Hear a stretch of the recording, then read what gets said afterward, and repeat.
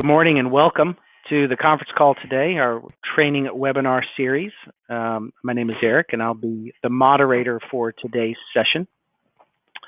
We're going to wait just a couple more minutes as some other folks are dialing in, so we'll get started here in about a minute. Thank you.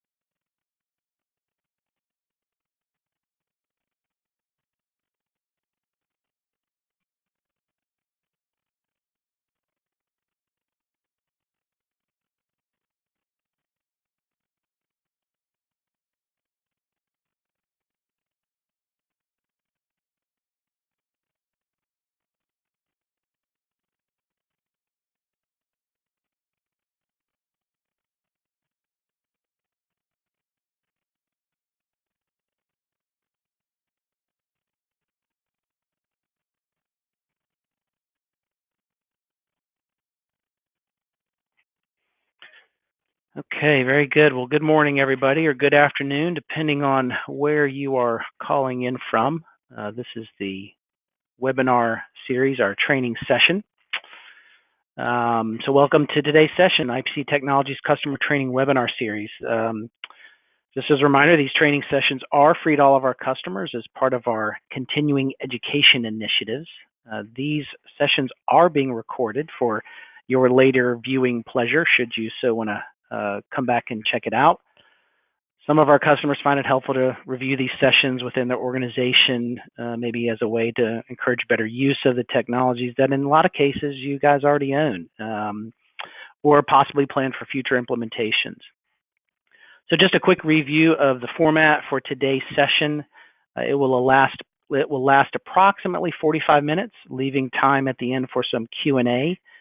All of our attendees have joined in listen-only mode, so you'll be able to ask your questions in the chat section that is located in your browser.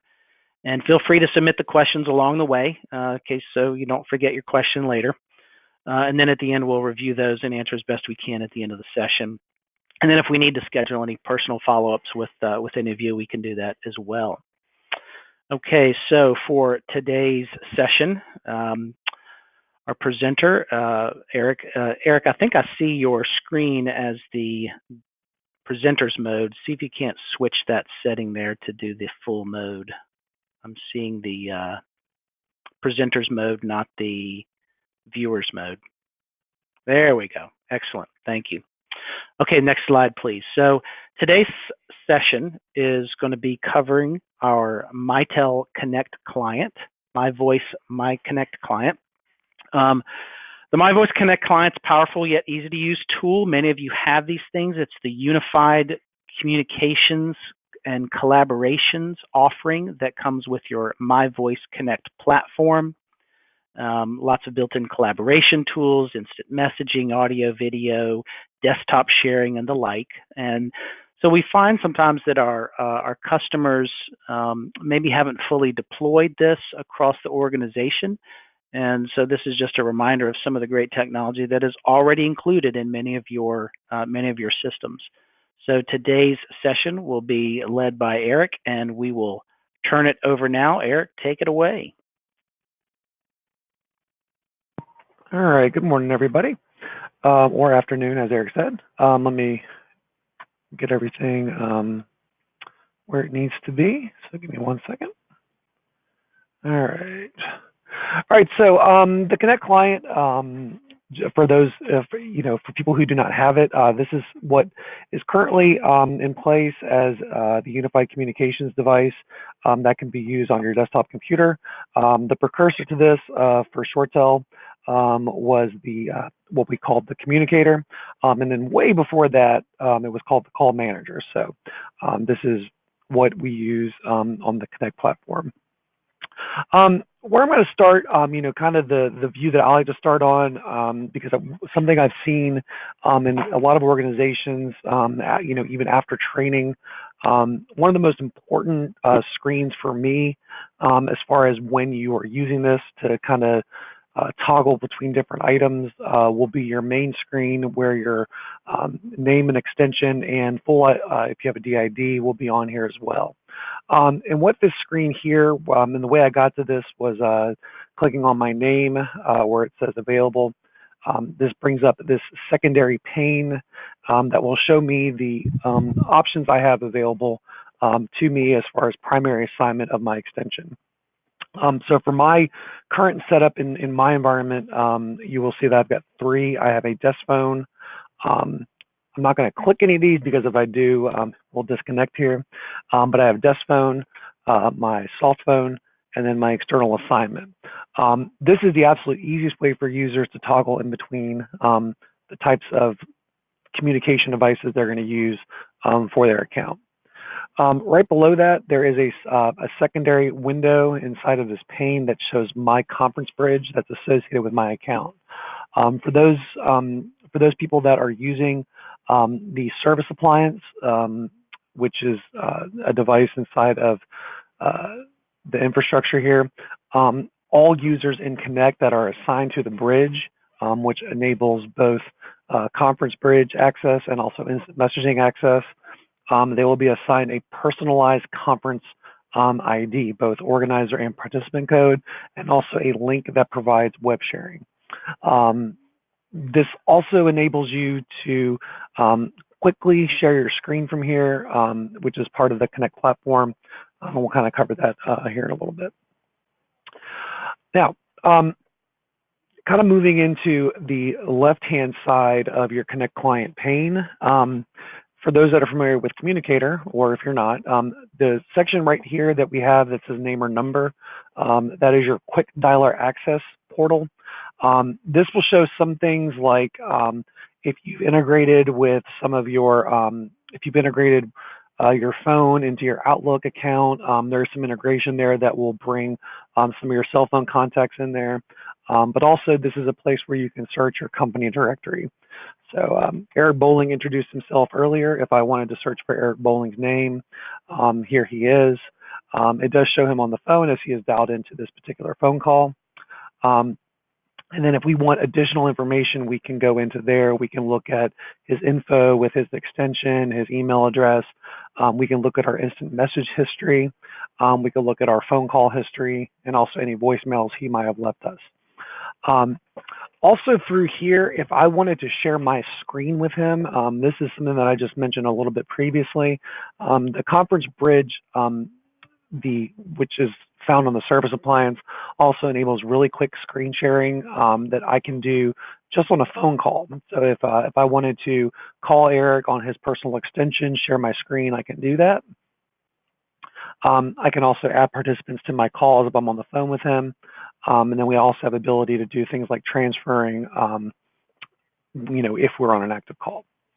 Eric, I use this a lot of times when I'm working on projects with folks. So if I've got an RFP that I'm reviewing, or we're reviewing some spreadsheet, a lot of times I will call folks, and it doesn't matter where they are, whether they're in this office or one of our other offices, to do a quick screen share, and it allows us to quickly just look at the same thing. Hey, Eric, I want you to look at this. I want you to see what I'm seeing, and it's a click of a button. So we find it helpful just when we're collaborating, trying to get answers quickly instead of emailing files back and forth and those types of things. So very helpful tool for us personally.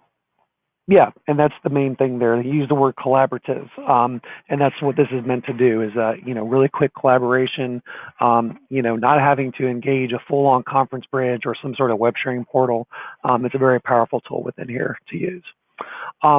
Also within particular user accounts, especially internally, you will see if certain features are available. Some of these might not be turned on for your particular organization or system, but there are things like if you are a good example would be a contact center supervisor or a work group supervisor.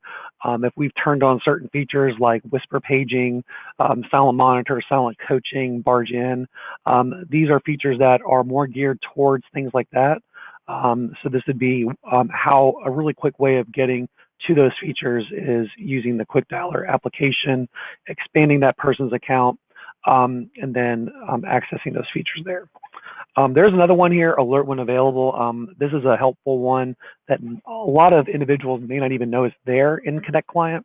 But if I wanted to know when Eric got off his next phone call, because I have to call him, I see he is on the phone, I would like to be notified. Selecting this will allow me to get a notification through the Connect Client. The second he disconnects from his call, it will notify me. Yeah, I think that feature used to be called Camp On in some of the older PBX services, so it's similar to the Camp On feature. Yeah, it was called Alert when available inside of the call communicator, the 14.2 and previous. It was just a lot easier to find inside of some of the windows there, so good to kind of see where some of these things are. Now, the way that I've gotten to these contacts are through the Quick Dialer, but there is actually a contact window here. And this is more geared towards setting up groups, especially internally, and also adding favorites that you would, add via like Outlook, for example. So just as a kind of just me as a trainer, me using the system, I tend to just stay over in the groups setting. And this is where I'm using my my internal listing of individuals that I talk to on a regular basis. So what I've done for mine, and what I encourage a lot of users to do, is create subgroups inside of the organization. And what this allows you to do is allows you to expand and contract certain groups. So if I wanted to see just certain people, I can do that. So really quick, easy way of doing this is I'm going to add a group, and I'm just going to call this training. All right, and then here you can drag or type a name. So if I wanted to add Eric Bowling in here, I can do that, and I'll add myself. So now I've created my new training group. Very easy to do. As you saw, just created a name and then typed in my users, and then it accesses my directory. And you'll notice that when I'm using this, it's going to also pull up some it's going to pull up some people that might not be internal. And a good way of seeing that is I had a contact, Eric Marshall, that's actually a personal contact of mine. You'll notice that this is a gray icon. Eric Bowling, I have his cell phone in there, so that will come in as a gray contact as well. Now, going through these and editing these groups, pretty easy. You notice I just, there's a little kind of toggle button or kind of settings here. Through these groups inside of the Connect client, I can start chat with these two individuals and then do a group chat. I can schedule a meeting through here, and this will sync up with my Outlook program, and schedule a meeting through there. And then also I can send just a group voicemail real quick. Adding members to this group is very easy as well. So I can do edit group, type the name of the person I'd like to put in here, and save that. Okay. I can even go through there and change the name of the group as well. What's great about this window, it's kind of the window that I keep up on a regular basis, and a way to do that is to use this icon up here. When I have this window up, I actually keep it pinned, and it's a setting that it'll remember. So when I bring up contacts, it's going to stay up there. And the reason I do that is because, I need to see, is Eric available? Depending on your settings internally, this might show full caller ID. It might not. Our system does. It tells me he's available, which his first setting is his available on the actual phone itself. We use instant messaging, so his IM is available. So if I wanted to send him a message right now, I could. So I could, right click on here. I could send him a message. I could dial him. You'll see I still have my alert when available, which is a setting inside of the group window. So all those options are available to me. Okay. And it is important to note too, I believe, that these settings are configurable. You don't have to allow people to Yes. see the caller ID of other people. Sometimes individuals will see that and say, well, I don't want people to know who I'm speaking with. Correct. So those are configurable. You can hide those features. We just have them turned on for all of our employees as part of our just transparent communication and collaboration culture. Yeah, and for those that are administrators on this call today, if you are an administrator through the Connect Director, for example, this is a setting that would be a user group setting. So I could put certain people into groups that don't show full caller ID to the rest of the organization. So it's good for really large organizations. There might be a CEO or a president or some individual that does not want people to see when they're available, and it's even a setting where I can pull them completely out of the directory. So again, this is a user setting. You might click on your Connect client right now, like Eric just mentioned. Based off your settings, you might go to this individual and not see all this information. It might just say on the phone. It might not even tell you how long he's been on the phone. So again, just keep that in mind. All right, moving into the Recents tab. This one's pretty straightforward. This shows you your recent call history. I can expand this and look at, if I wanted to look at all of my calls with Eric Bowling, right? This again is the same window I saw if I typed out his name and brought it out here. This is the same exact window that we're going to see. But what you notice is because I'm in the Recents tab, when I click on Eric Bowling's name here, it's going to show straight to the call tab inside of this account. So these are all of my calls with it. I can see my routing slips, things of that nature, what type of call it was, how long the call was, all that good stuff. Okay. And again, you can group this by missed calls or all calls. You can search by just Eric Bowling's name if you need to. If you were trying to find a call within your last call history, the call history we're seeing here, I believe, is the last 1,000 calls, both incoming, outgoing, missed calls as well. Now, if you wanted to export your call data from here, there is an option for this. Now, I don't want to speak on some of the features that you might see in here, just as an FYI, depending on the version of code that you're on. There may not be some features here, and I can't recall. Exporting call data might have been not available on some really early versions, but the version we're running in-house, this is exportable. I can look at today, last week, last month, and export this to a CSV file if needed. So just keep that in mind. Now, for each individual record, you can right-click on it. You can add this as a contact via Outlook. So if you wanted to add caller ID to this particular phone call, you can, or you can copy this to the clipboard, paste the number into here, things like that. This right here is important because this caller ID right here, again, for some administrators, this call ID information that we're looking at, this is, if you ever have to look for some what we call a call GUID, this is actually very important for those that ever have to put in support tickets. That call ID that I just clipped, that is actually my call GUID. So keep that in mind, that's a really quick, easy way of getting that information. Voicemails. Your voicemail window, this has been a pretty prevalent window through all iterations of the communicator, call manager, Connect client software. So we do a visual voicemail here. So if I wanted to listen to it, I click on the message, hit play. You have two options here of whether to use your desk phone or your computer speakers. So I could, hit play there and play the voicemail if I wanted to. All right. I can forward this message. I can save this message. I can delete this message, things of that nature. All right. So really, really easy, quick way of doing this. You also have saved messages. If you have voicemails in there that are saved, unheard if you haven't listened to something, and again, all of your voicemails. All right, message. Your message history is through here. I can, look at my most recent messages if I wanted to. This is also where you're going to get if you get a notification for a voicemail, or I'm sorry, and it's a message that's going to come through here. So if somebody sends you a brand new voicemail, or I'm sorry, I keep saying voicemail, instant message, that's going to come through here. And sure enough, Eric Bowling just sent me a message and said hello. I can respond through here. You didn't see the notification, but it came up on a different screen for me.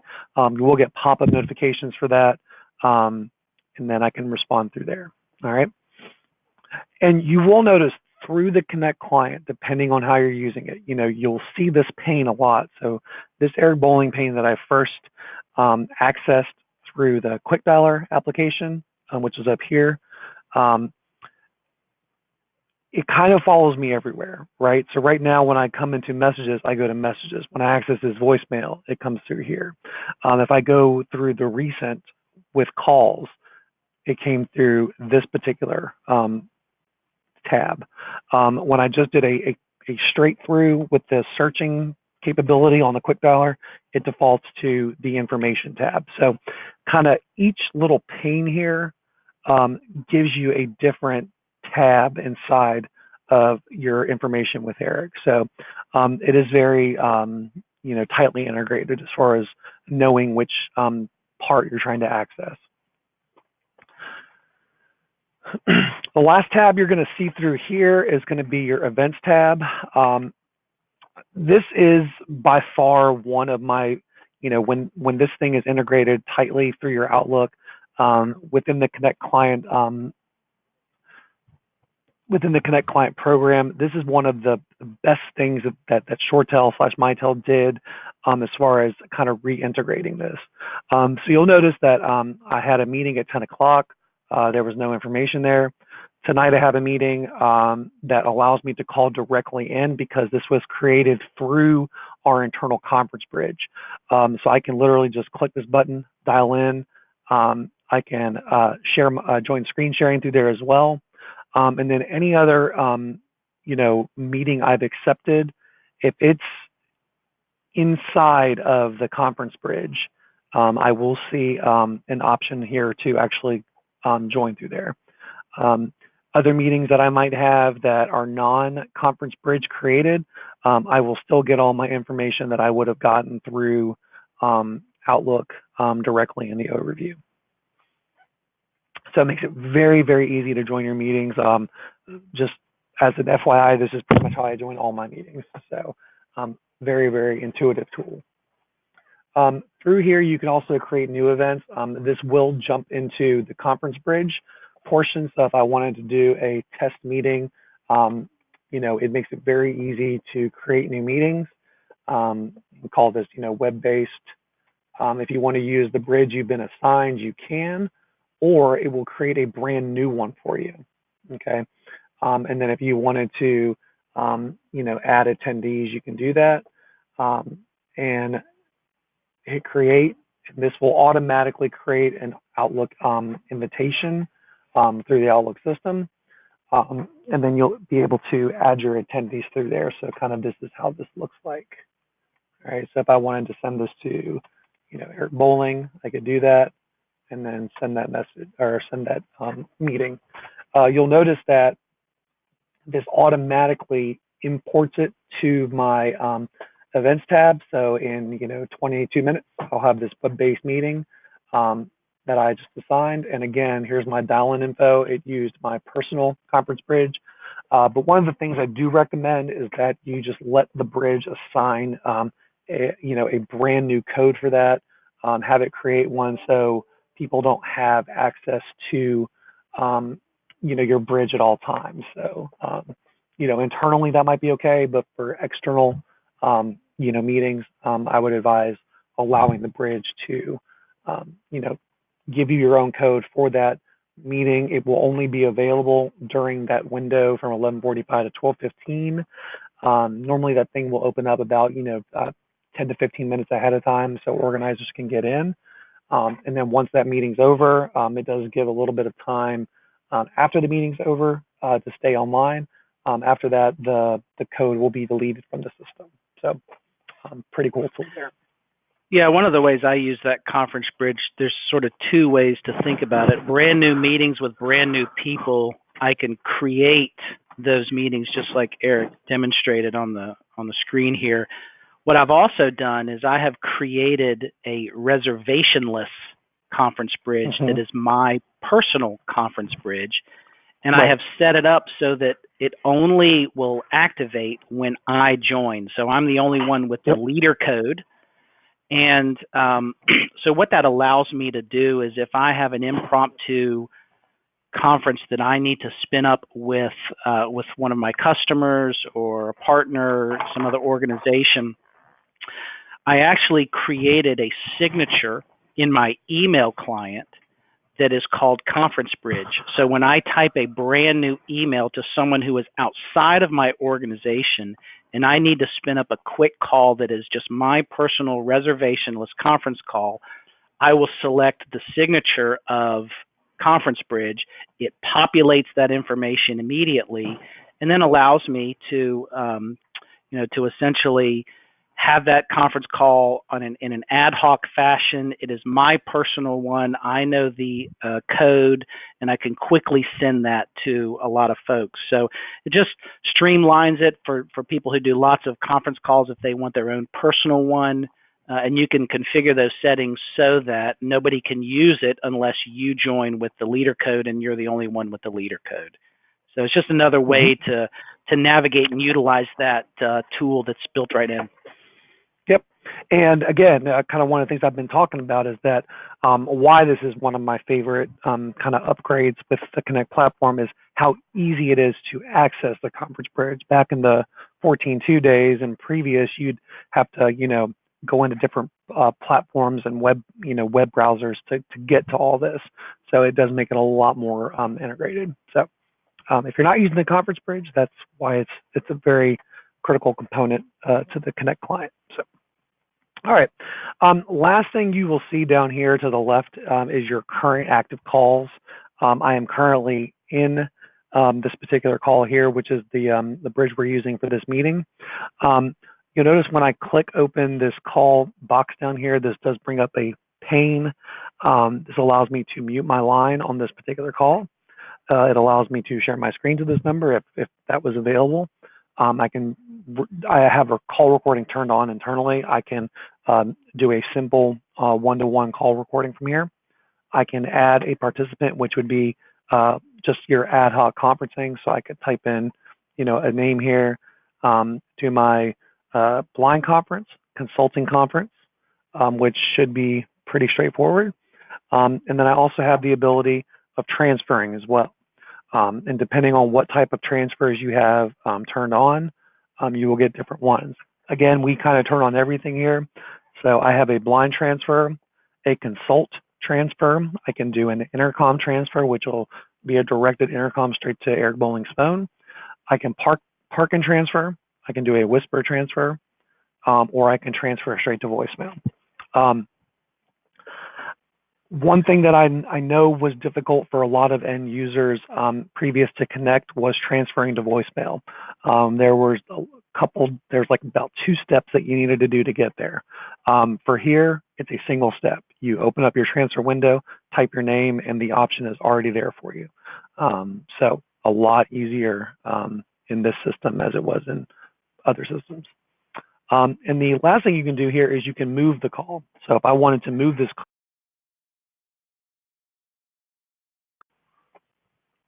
I think he just accidentally moved his call. I actually moved you to hold, but the moving call option, I did not mean to do that, but the moving call allows me to move this straight to a cell phone if I needed to for an external trunk-to-trunk transfer. And this will only be available if your organization allows trunk-to-trunk transferring, which is a setting that we can enable and disable within the Director Administrator portal. But moving calls is just moving it. So like, let's say I'm on this call and I got to get in my car and get home. I can move this call. So yeah, I utilize that feature a lot. I utilize that feature a lot when I'm migrating between meetings, right? If I don't want to end a call that I'm on presently, I can simply move it to my cell phone. It's seamless to the other caller. as soon as so I hit the button, I get up and I walk out, my cell phone rings, I answer the phone, and I continue the conversation. Too many times previously you would hear something like, "Hey, hang up, I'll call you back." Right? I don't want to do that. I need to get in my car and start driving to my next appointment, or driving home late in the evening, or what have you, but I don't want to end our conversation. So it makes it nice and easy to just seamlessly transfer that. You don't have to interrupt the caller, and it allows you to do that pretty quickly. Yep. And something you didn't see is that it was trying to transfer it straight to my previously programmed external, I have an external cell phone number that is already programmed, which we're going to see here in a second.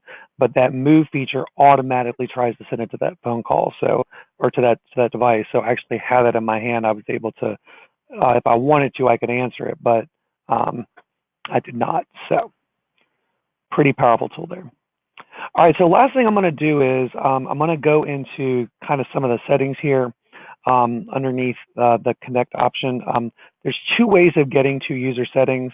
You can click the gear icon and it will bring up your settings window, but I tend to try to do this through here just because there are some things that you can do.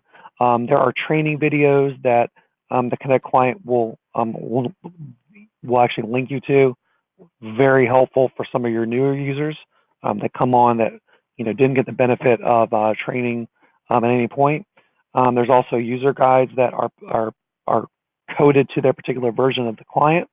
And then there's also another tool here for if you are an administrator, for example, and you have a user complaining about certain an issue within their client or having issues with it, this will open up a client log that they can send straight to you.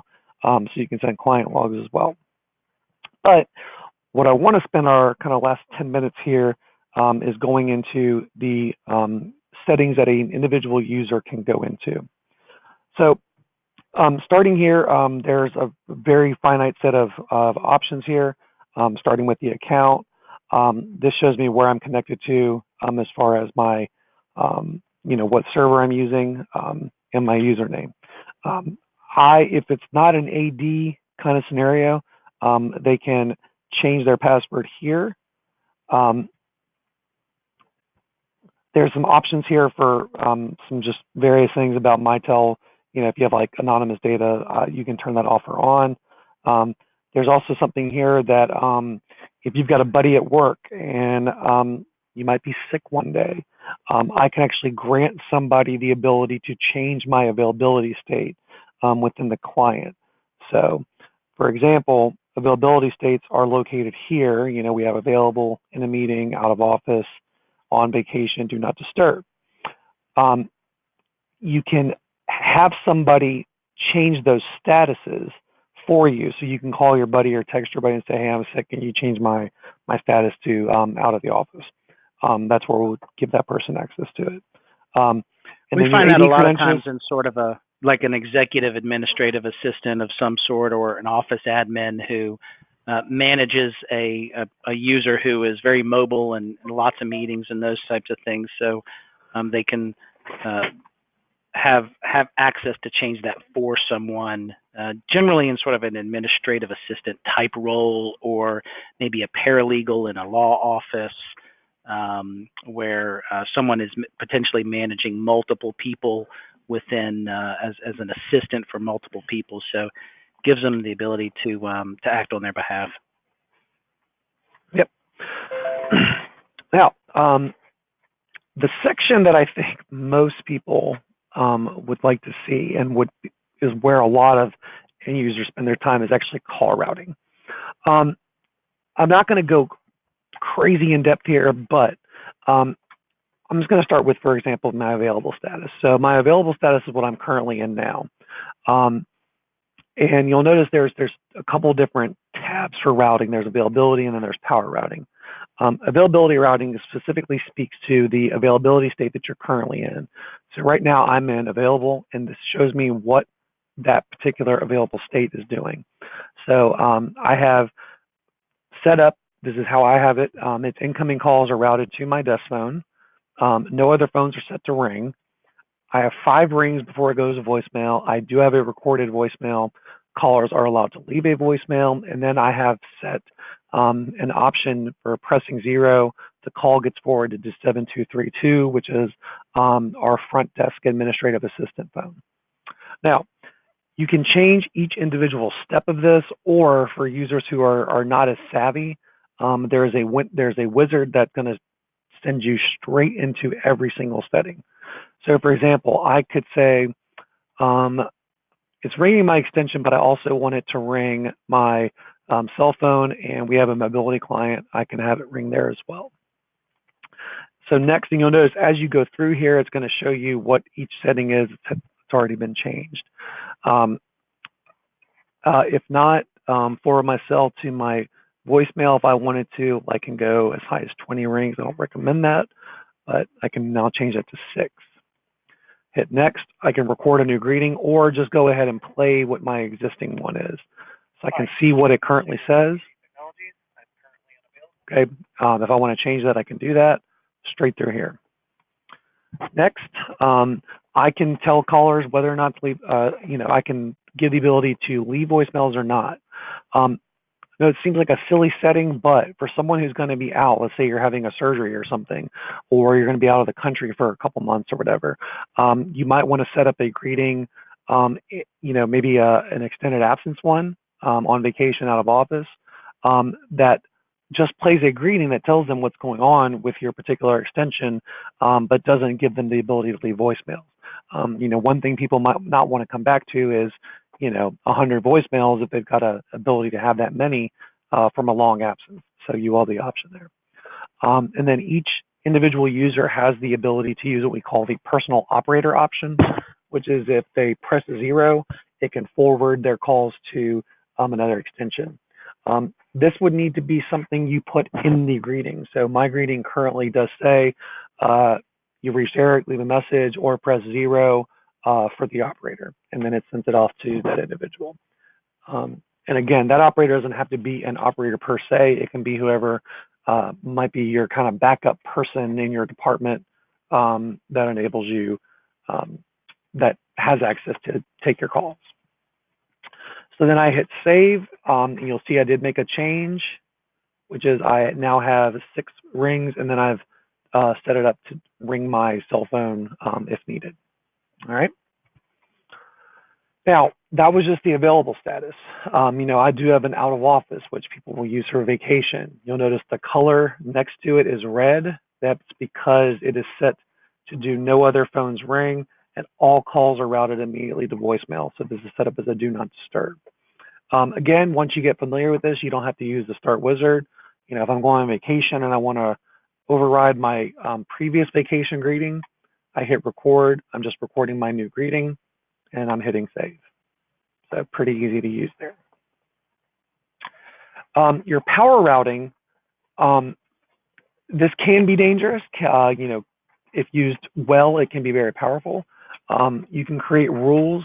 There's not a lot of options here, but I can do like when a number matches, or if it's the time is, if I want it from midnight to 8 a.m. okay, for my calls straight to voicemail, I can create that rule for myself. So you can also set this up, if it's 5 o'clock from 5 to 8, always send calls to my voicemail. You can do that. There's also options. I've used this in the past when I go on vacation. If my boss calls me, I want to go ahead and forward that to my cell phone so that I get the call and not drop them into voicemail. So you can set it up at each of the availability states to say, okay, if the number matches my corporate office, or maybe you're waiting for a call. I've got a bunch of kids at my house, and I remember when my wife was pregnant. If I was in a meeting or out of the office, I had a rule set up that says if I get a call from her cell phone, automatically ring my cell phone, just to make sure I was getting notified if she, was making an early trip to the hospital when she was pregnant. So lots of different ways you can utilize the power routing to have the general population navigate how you want them to navigate through the system, but making exceptions for people as necessary. Yep. Or if you just never want to talk to Eric Bowling again, I can say if the number is Eric Bowling, forward my calls to voicemail, and I can create that rule. So see, there's some flexibility there. That's powerful too. Yeah. Hopefully nobody That's very took that powerful. memo. It's also a career. It's also a career limiting event, so we don't want to do that. This one has been helpful for if you don't have any kind of program that blocks certain spam numbers or people that are possibly harassing you at your personal line. This is a powerful tool that I've seen used in various ways where I can block a number from calling me. There are organizations that I've worked with. They actually create an auto attendant that plays, you have been forwarded to the IPC technology spam line. Have a nice day. And then it just disconnects them. So if you've got people that have got a certain number and you don't want to engage the carrier, for example, to do the blocking for you, which can get pricey, you can use the Connect client to enable that for you. Voicemail tab, not a ton here. The one thing that I do, I can change my password, my default voicemail greeting for my name, which is just my recorded name. There is an option here for Outlook. You can turn off Outlook integration, which is just, by default, it's turned on. I can turn that off at any time. And there is a section for escalation profiles. If you're not using that, no, I wouldn't get too terribly worried about that. Instant messaging, only thing in here is for canned IM responses if you are using instant messaging. I'm going to skip over video, go to Outlook. Your Outlook integrations, there is a Exchange calendar integration with availability modes. I know a ton of people, this is a 50-50 shot thing here. Some people love their availability to change with their calendar, others do not. I am one of them. If you have this turned on, what it will do is, based off your events tab over here, it's going to change you into in a meeting every time a meeting on your calendar comes in. Others love it, swear by it. So if you want to keep that on, checkbox that, you'll do that checkbox here. There is your contact synchronization here as well. You can sync your contacts or you can remove them completely. If you don't want your contacts synced, that's where you'll turn that off. Notifications, the one biggie here for most users is you're sending a WAV file as an attachment for received voicemails. This is what I use. This is the only, pretty much, I know there's a visual voicemail window in the client. I tend to just, listen to my voicemails inside of my email as WAV files. The reason I do that is because I'm a mobile user for the most part. I do a lot of traveling. So I will check voicemails in my email on my phone as a WAV file. And the other thing that I do, since I do travel, is marking the voicemail as heard. So the second I get a voicemail, I automatically mark it as heard. And then I've got some automatic deletion settings set up for myself that automatically delete heard voicemails after 30 days. So it keeps my mailbox clean. There are sounds here. You'd be surprised, and users get really into their sound notifications inside of their instant messenger or for incoming calls, so on and so forth. But it will show you, the options here. We have options for new voicemails, calls from internal, calls external. A lot of these are just default, but you can turn those off or on if you need to. And then pop-ups, which people live and die by. You can determine what kind of pop-ups you receive via the client, incoming calls, incoming IMs, voicemails, or screen sharing. I do recommend these staying on. You can change kind of the ability of like how long an actual pop-up is going to stay on. So that's pretty much all the end user can do through the client.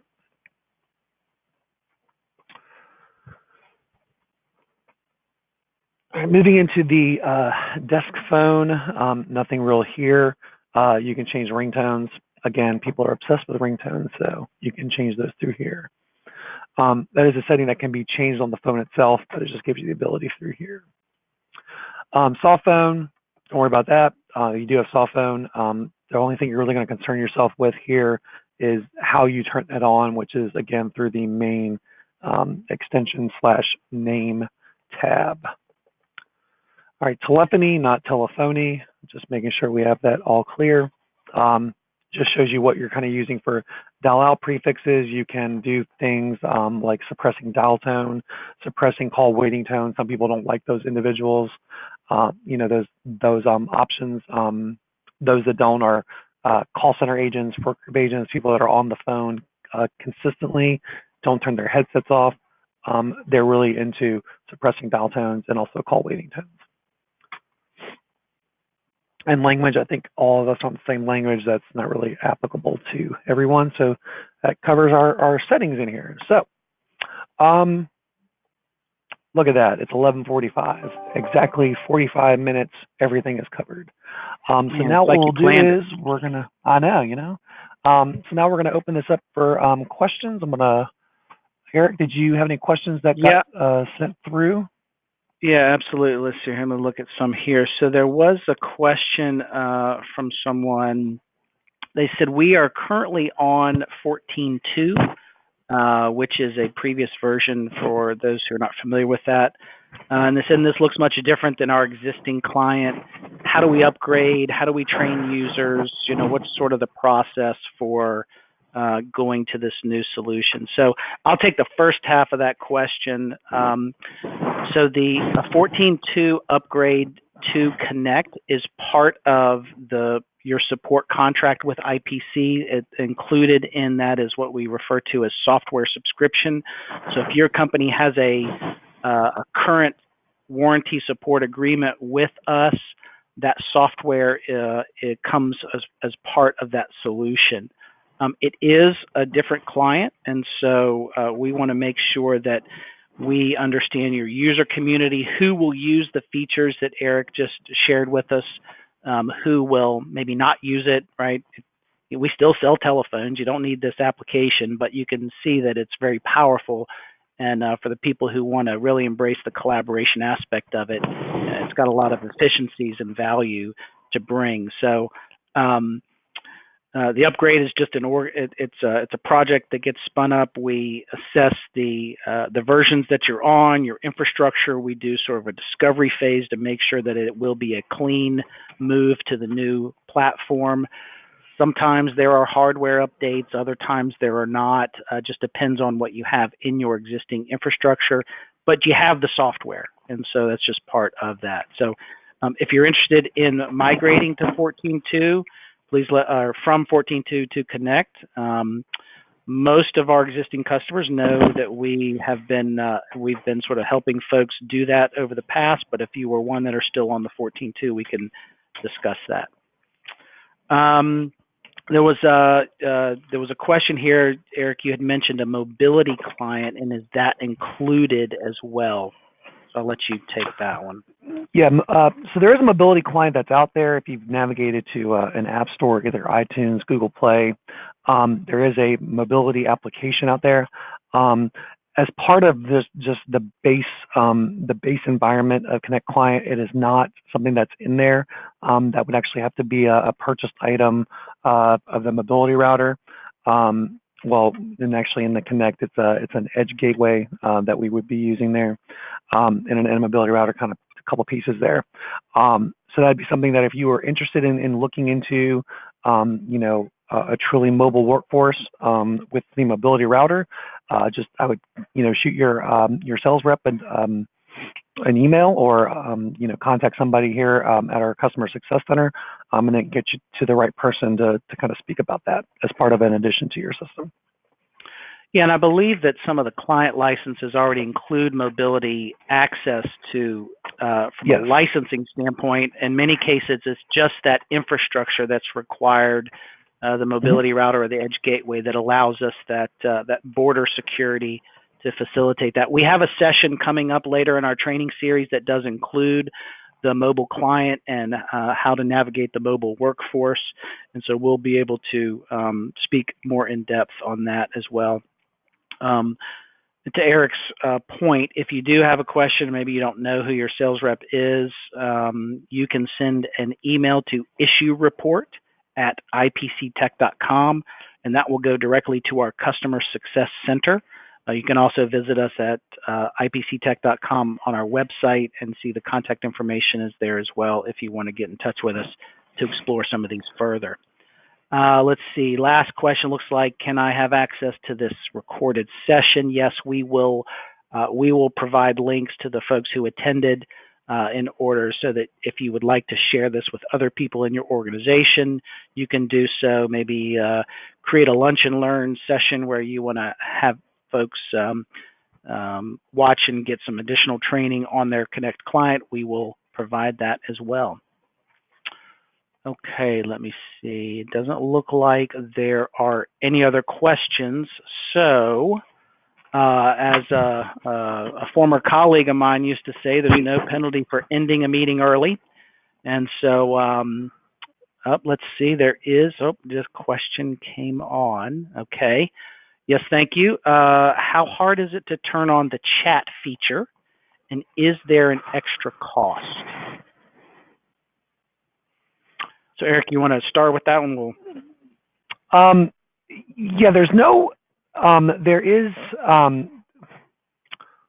the only thing that would need to be purchased would be you can do a physical, it's a service appliance app, a piece of equipment that can be added onto the system, or it can be virtualized. And with the chat portion, that as soon as you spin that up, that is something that is completely just turned on by assigning users to the IM functionality. From a licensing perspective, there's no cost associated there. The cost would come in is if you wanted to use some of the screen sharing applications. So if you don't purchase any of the audio web licenses that are bundled together from Mitel, then you would not be able to engage some of that really cool screen sharing functionality that you would have on just a one-to-one call. So it's pretty easy to spin up, pretty easy to get configured.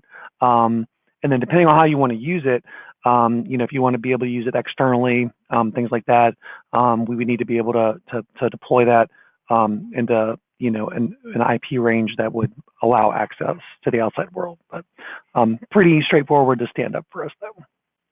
Yeah. So the chat feature in the client is there's no charge for the client aspect of it. It's just the infrastructure to manage the presence for that. It's a service appliance. It is a one-time purchase for our customers who are on the Connect platform already, and put that infrastructure in place.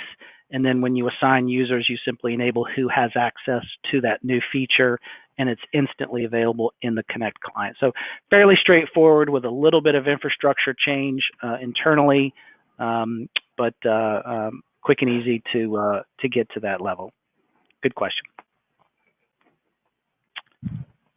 Okay, doesn't look like we have any more questions, so no penalty for ending a meeting early. Everybody go ahead, and if you're on the East Coast, you can take your lunch early. If you're in Europe, you're probably heading home for dinner soon, and if you're on the left coast, you're just having breakfast. So I appreciate everybody attending today's session.